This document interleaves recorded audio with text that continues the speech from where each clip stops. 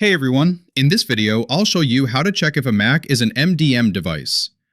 MDM stands for Mobile Device Management, which means the computer is owned and managed by an organization. If you end up with an MDM Mac, that organization could actually lock your device remotely. So if you're buying a used Mac from a stranger, checking for an MDD profile is incredibly important. You can verify this using a few different methods. For the first method, open up the Terminal app.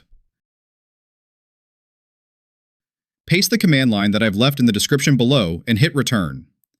If both results come back as no, you're good to go. It's not an MDM Mac. The second method is straightforward.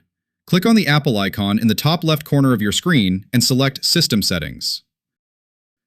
Next, under the General tab, scroll down and click on Device Management at the very bottom.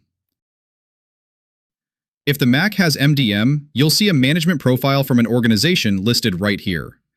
If there are no profiles, you are totally fine. Now, there is a slight catch here.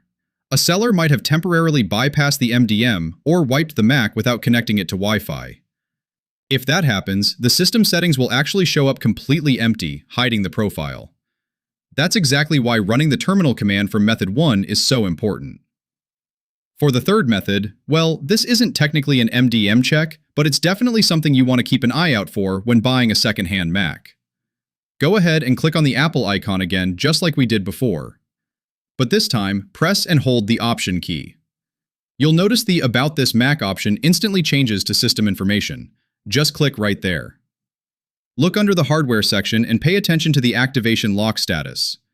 If it says Enabled, it means the Mac is still tied to someone's Apple account. You need to make sure this is set to Disabled before you buy it. Finally, you can find the serial number right here. Copy this serial number and head over to the iUnlocker website to run a check. Keep in mind, this site might ask you to create an account and sometimes requires a small fee. Honestly though, the free checks we just did are usually more than enough to keep you safe.